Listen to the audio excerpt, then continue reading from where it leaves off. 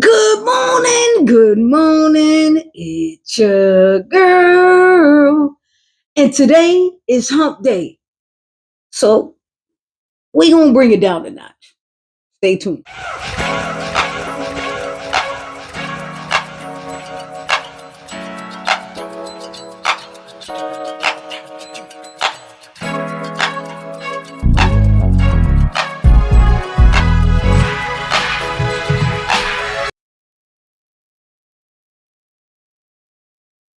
What's up? So look, today is Wednesday. So every Wednesday I will be bringing you kind of like a word, like I used to do. Remember words of wisdom on Wednesdays. Every single Wednesday, we're gonna break it down because this is the middle of the week and we just got to get through it, right? So, look, the thing I want to discuss this week is unnatural emotions. Unnatural emotions. There's so many unnatural emotions that we display that has really hindered us more than helped. And the first one at the top of the key is anger. Oh my goodness. Anger has never built anything, you guys. Never. But it has destroyed everything. Anger is something else. These are all the emotions, by the way, that our country is currently going through, maybe in the world. But with anger, when you have that look, no one can say anything to you, right? Because you blink out. It's just crazy. See, I know firsthand because when I was younger, I was an angry little girl. And it was a few things. First, it was this birthmark I have on my face. My hair was very long, so I used to cover it all the time. I hated it. I hated the birthmark. It was like a mark for death, basically. And when you're in school, them kids are not light. They go hard on you. But see, if you ever went hard on me, you probably got punched in the face at least once. I'm saying, because that's the kind of little girl I was. I was so angry. Say something and you're going to get something. I remember hitting this little boy. His name was Mikey, little Italian kid. He loved me. And he was cool. That was my buddy, you know. But one day, um, like he tried to hug me or something. So I punched him in his nose and it started to bleed. He looked surprised. I started to cry. He didn't cry because I knew I was going to be in trouble. And my parents, back in the day, parents used to be heated if they have to leave their job to see what is going on with you. Because look, I taught you better than that. It was embarrassing. It was everything because people knew and they would talk about it. And yeah, I cried. And he didn't cry. He comforted me. After I gave him a bloody nose, he comforted me. It was, yeah, it was crazy. But I was angry for that. And then as I got older, I started to be angry that my mother spent too much time with my brothers. I was like, why is she spending so much time with what's going on? What's wrong with me? So I started acting out, telling stories that lasted way too long, you guys. At least until I was like 21. Yeah. And then some people I knew that were that well not didn't I knew them, but they weren't really close to me. The closest people to me just let me do what I'm doing. They figure, she's just a liar or whatever like that. But those people actually said, hey, look, you ain't got to impress us because, with these stories or whatever. And I didn't even realize it. And just like that, I stopped. And to this day, I couldn't tell a lie if I tried. You would know. Because I would walk away, I would look down. I can't do it anymore. Thank God. Because that's not something good to have. But yeah, it led to so many things. it destroyed a lot of things. It destroyed a lot of friendships, a lot of things because I was just so angry.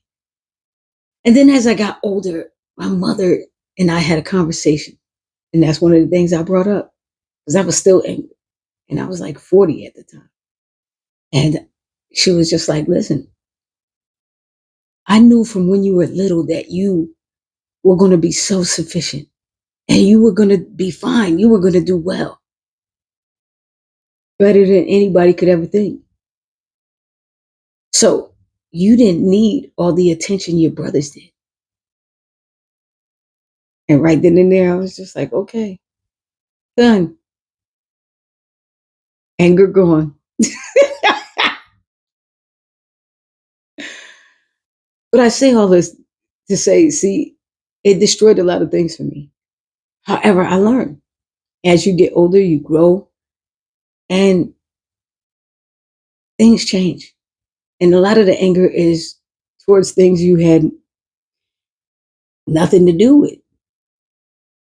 That's really true. So, anger is one of the things we have to try not to hold on too long. I can't say stop totally because I understand. I understand that sometimes you just have to be angry. And once you are finished, you have to let it go. Don't hold on to it for days, weeks, months, years. Don't do that.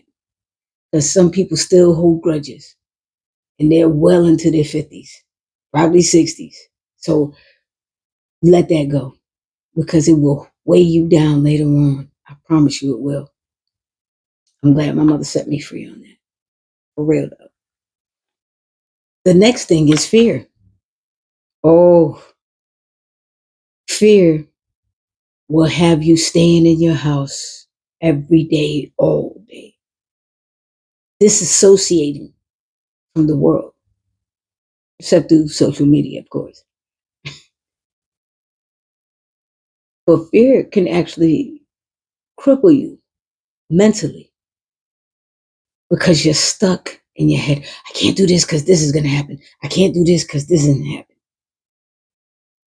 See, and recently I worked with old people, and there were some of them that were fearful of things that didn't even occur or weren't even happening. And I tried to talk to them, right? Encourage, but that fear was there so long that they couldn't really see what I was trying to tell them. So you don't want to have that. You really don't want to have that.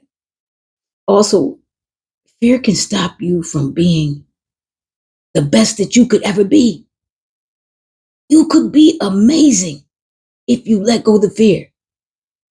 Some of you right now are probably some of the dopest artists, teachers, musicians, but you don't want to try because you're like, I'm too old. The fear of aging, all of these things.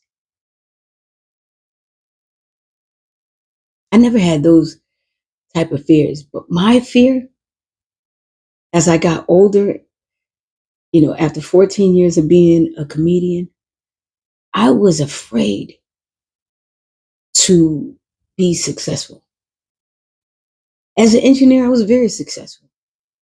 But as an entertainer, at the end, I was just like, oh, because you look around and you know what's going on in the entertainment industry is crazy. But what I realize now is about you. I'm older. A lot of those things do not entice me at all. Money, I love, but I'm not willing to sacrifice anything for it. I'm not. Some people are. That's them. But me, no. So I conquered that fear by finally starting this podcast. I'm going to be successful whether I like it or not. But I like it now. I'm ready for it. And the fear is gone. I'm coming for it. And that's how you have to think of everything that you're doing. You're not too old. You're not too uh, too unintelligent. Anything that your fear is saying, you got to shake all of that. Let that go. Fear is probably one of the worst emotions to have. I guess that's right behind envy. Envy is the next one. Oh my goodness. You see the green behind me. I have never been envious of anything except when I was a kid with my brothers. I was thinking something that wasn't even true. But most people are right now in a secret competition with you. You have no clue. You like, what? Hey, how you doing?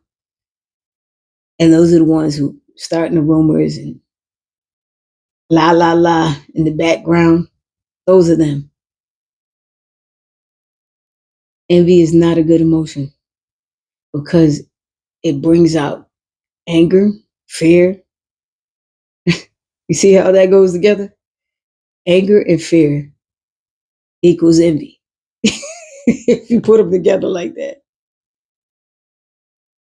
Me, I've never been envious of anybody. I am your biggest fan. I will clap for you. Girl, get it. Bro, I see you. You know what I mean?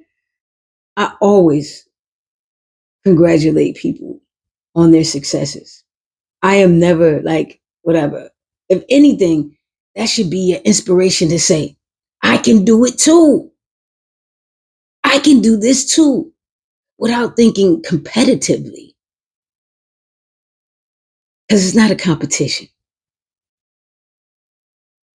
You're only going to get out of anything what you put into it. So start putting that work in. Want a new house? Get it. Start putting that work in. You want a car? Get it. Start putting that work in. You want that job? Start putting that work in, is what I'm saying. Let go of envy. That's the worst. Let go of envy. And I think this last one's a doozy too, because this one is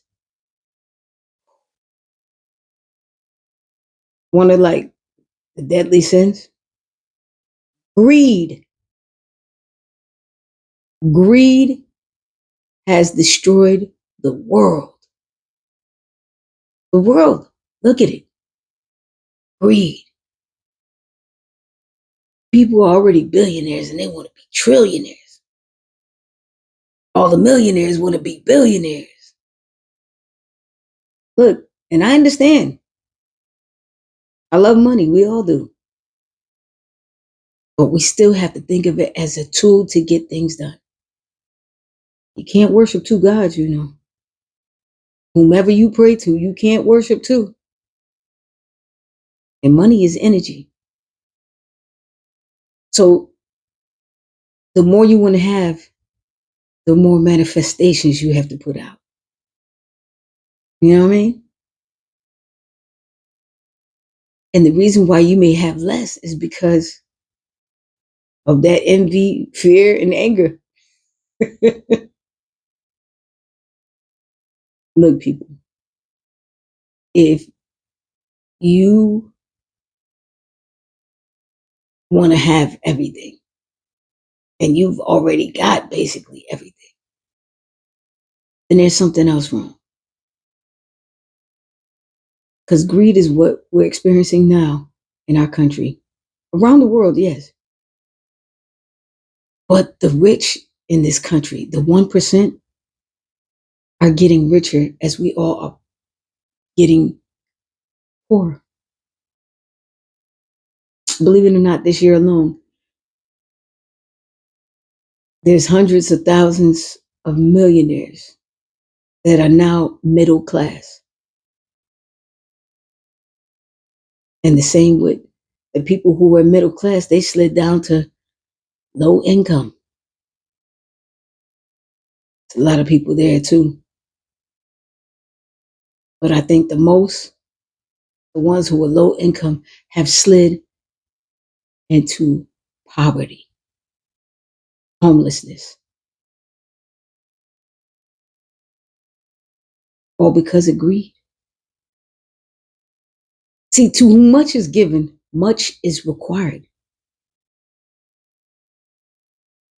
So when you are giving something like the lottery or even a great job, we all have to give back. Another give back is hiring somebody to do a job.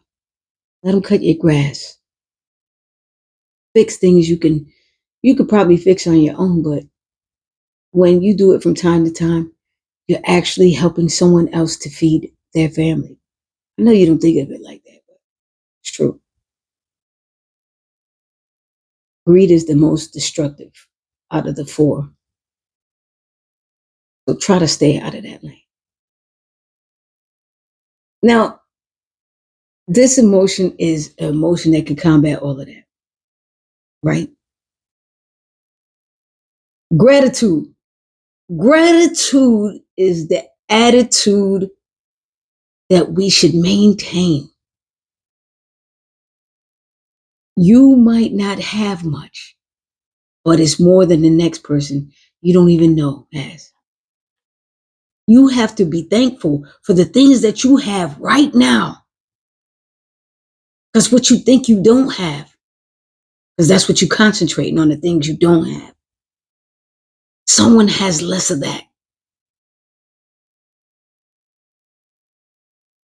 You have to be grateful in order to move about the room freely. Because gratitude allows you to let go of anger, fear, and greed. Because you're so grateful for what you have. You are. And you need to display it every day. Every morning I wake up. Thank you. That's what I say. Thank you. Because waking up is not something you're supposed to do. I don't care what you've been told. It's a gift. There's a lot of people right now that are not waking up. And RIP to my cousin Marvin Waldo. We love you, man. And I'm praying for his family, friends, and children and grandchildren. See what I'm saying? Remember this: the grass is never greener on the other side. It's just astroturf. All right, now I still need you to get up. Yeah, you get up, get out, and be grateful, people.